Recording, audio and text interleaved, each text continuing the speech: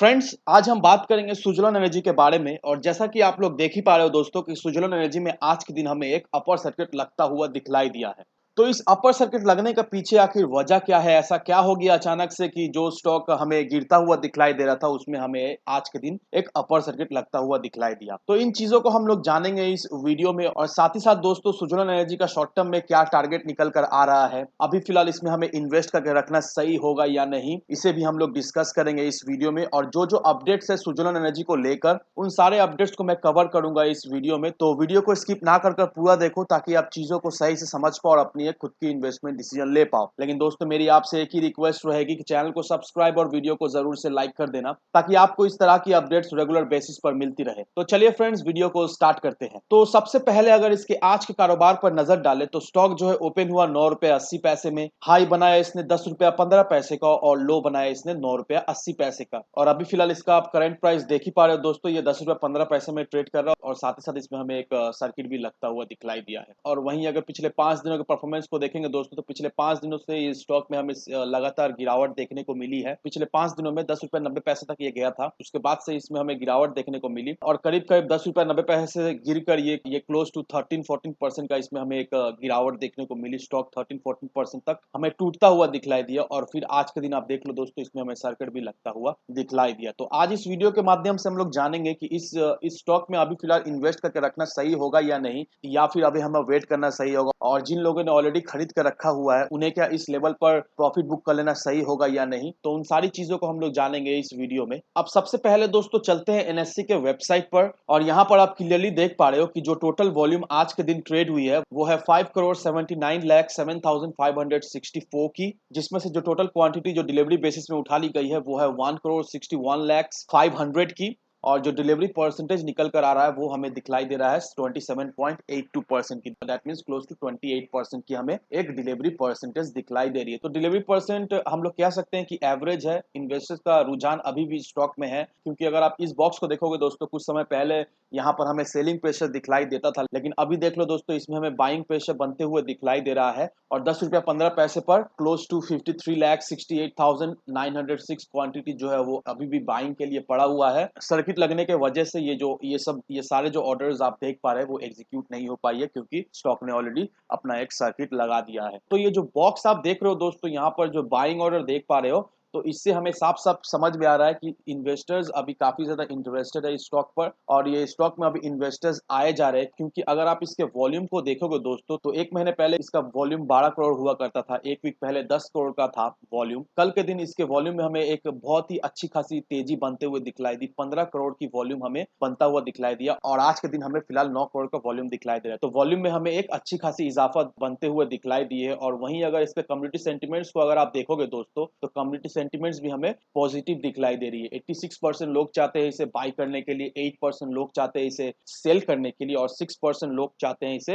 Hold करने के लिए। तो ऑन एन एवरेज दोस्तों 92% लोग चाहते हैं इसे बाई करके होल्ड करके रखने के लिए। तो आप देख लो दोस्तों, कम्युनिटी सेंटिमेंट्स कितना ज्यादा स्ट्रांग है। इन्वेस्टर्स धीरे धीरे कर इस पे आ रहे हैं। जो स्टॉक हमें कमजोर होता हुआ दिखलाई दे रहा था, उस स्टॉक में हमें बायर आते हुए दिखलाई दे रहे हैं। और ये सब इंडिकेशन है दोस्तों की शॉर्ट टर्म में यहाँ से हमें एक छोटी मोटी प्रॉफिट मिल सकती है। दैट मीन्स 10 से 20% का यहाँ से हम एक प्रॉफिट निकाल सकते हैं। वो कैसे प्रॉफिट निकालेंगे उसे भी हम लोग देखेंगे चार्ट के माध्यम से। अब यहाँ पर देखो दोस्तों, कंपनी की तरफ से कुछ अनाउंसमेंट आई थी। यहाँ पर देख लो, सब्जेक्ट में provision of inside trading regulation 2015। तो सेबी के द्वारा कुछ रूल्स एंड रेगुलेशन है कि कंपनी के प्रमोटर्स या कंपनी के कोई भी मैनेजमेंट या कोई भी कंपनी की तरफ से अगर इनसाइडर ट्रेडिंग करते हैं तो उन्हें सेबी को बताना पड़ता है कि इनसाइडर ट्रेडिंग में क्या क्या वो लोग किए हैं। तो वही सुज़लोन एनर्जी की तरफ से एक इनसाइडर ट्रेडिंग हुई है और वही सुज़लोन एनर्जी ने सेबी को बताया है। तो ये इनसाइडर ट्रेडिंग क्या है इसे हम लोग देख लेते हैं दोस्तों। अब यहाँ पर देख लो दोस्तों, रोहित चौहान। अब ये रोहित चौहान कौन है? प्रमोटर्स है या कंपनी की तरफ से काम करते हैं? तो यहाँ पर देख लो, यहाँ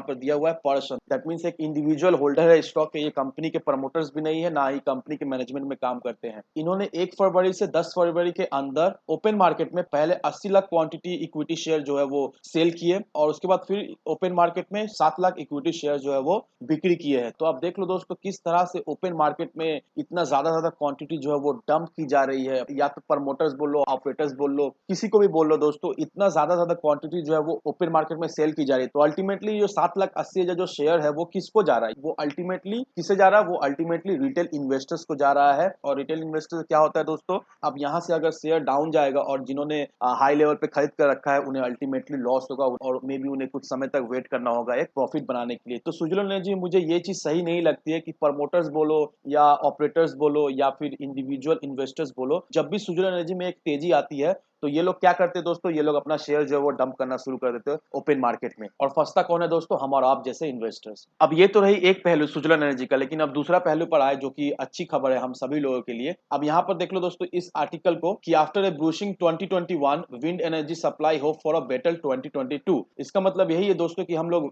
वेल अवेयर है कि 2021 जो है वो बहुत ही डिफिकल्ट रहा है विंड एनर्जी इंडस्ट्रीज के लिए, क्योंकि मैन्युफैक्चरर्स को जो है वो बहुत ही नुकसान सहना पड़ा, क्योंकि कॉस्ट जो है वो बढ़ रही है, सप्लाई चेन में भी इशू हो रही है, और कम हवा चलने के वजह से भी विंड एनर्जी इंडस्ट्रीज को काफी ज्यादा नुकसान सहने पड़ी है। लेकिन उम्मीद यही की जा रही है कि 2022 विंड एनर्जी इंडस्ट्रीज के लिए अच्छा साबित होने वाला है, क्योंकि बहुत सारे एक्सपर्ट्स ऐसा सोच रहे हैं कि विंड एनर्जी इंडस्ट्रीज में जो जो प्रॉब्लम्स आई थी, supply chains, manufacturing problems and all, वो सारी प्रॉब्लम्स 2022 तक सॉर्ट आउट की कर दी जाएगी, और जो प्राइसेस लेकर इशू हो रहा था वो प्राइसेस को भी डाउन कर दी जाएगी। और हम लोग सभी जानते हैं दोस्तों कि सरकार का विजन क्या है। सरकार का जो विजन है 2070 तक पूरा जो एनर्जी जनरेट होगा वो रिन्यूएबल एनर्जी से होगा, और रिन्यूएबल एनर्जी से एनर्जी जनरेट करने के लिए जो सबसे पहले नाम आता है वो सोलर और विंड एनर्जी का नाम आता है। तो ये जो दोनों सेक्टर है सोलर और विंड एनर्जी, तो देखा जाए तो इनसे ही majority of the power generate की जाएगी, और इसी वजह से सरकार जो है वो नए नए स्कीम्स ला रहे हैं रिन्यूएबल एनर्जी को लेकर, सोलर एनर्जी को लेकर, विंड एनर्जी के लिए। तो आप देख लो दोस्तों किस तरह से सरकार पूरी एफर्ट डाल रही है। और अभी हाल फिलहाल भी न्यूज आई थी कि एग्रीकल्चर सेक्टर में भी जीरो डीजल पॉलिसी आएगी। दैट मींस एग्रीकल्चर सेक्टर में जो जो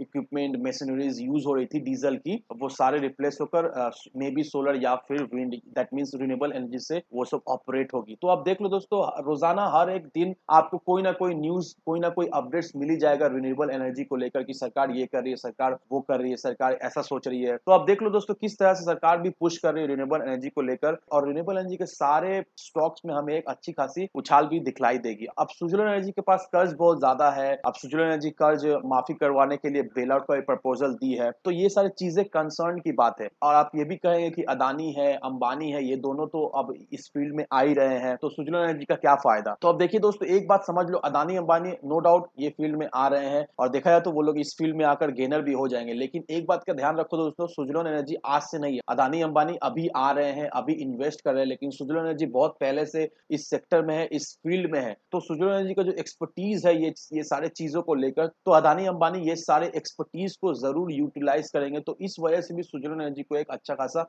बेनिफिट इन फ्यूचर मिल सकती है। अभी नहीं मिल रही है लेकिन इन फ्यूचर मिल सकती है, क्योंकि एक बात का ध्यान रखो दोस्तों कि जब सुजलन एनर्जी जब लिस्टेड हुआ था तब ये स्टॉक का दाम 400 450 रुपया हुआ करता था। उसके बाद से स्टॉक में हमें गिरावट देखने को मिली, क्योंकि देखा जाए तो उस समय जिस समय सुजलन एनर्जी लिस्टेड हुआ था उस समय इतना ज्यादा रिन्यूएबल एनर्जी को लेकर चर्चा नहीं था, इतना ज्यादा गवर्नमेंट भी पुश नहीं कर रही थी। लेकिन अभी देख लो सुजलन एनर्जी कौड़ियों के दाम में मिल रहा है, और अभी जिस तरह से सरकार पुश कर रही है, जिस तरह से सरकार सारी चीजें ला रही है, सारी चीजें इंप्लीमेंट कर रही है, तो इससे कहीं ना कहीं दोस्तों सुजलन एनर्जी को बहुत अच्छा खासा बेनिफिट मिलेगा। अभी नहीं मिलेगा लेकिन लॉन्ग रन में मे बी 2025 2030 तक भी इसे हम लोग होल्ड करके रख पाए तो नो डाउट दोस्तों ये स्टॉक हमें 500 400 रुपए के लेवल तक फिर से जाता हुआ जरूर से दिखलाई देगा। तो अब दोस्तों चलिए चलते इसके चार्ट पर, जानते हैं इसका क्या टारगेट निकल कर आ रहा है, अभी इसमें हम इन्वेस्ट करके रखना सही होगा या नहीं। तो ये रहा इसका चार्ट, और यहाँ पर देखिए दोस्तों 11 रुपए 20 पैसा एक बहुत ही इंपॉर्टेंट सपोर्ट लेवल था जो सुजलन एनर्जी ने बहुत पहले ही तोड़ दिया, और मैंने आपको ऑलरेडी बता दिया था 11 रुपए 20 पैसे के सपोर्ट लेवल को अगर सुजलन एनर्जी तोड़ता है तो इसमें हमें गिरावट देखने को मिलेगी, और वैसा ही हुआ दोस्तों। सपोर्ट तोड़ने के बाद सुजलन एनर्जी में एक अच्छी खासी हमें गिरावट देखने को मिली। फिर जाकर मैंने आपको ये कहा था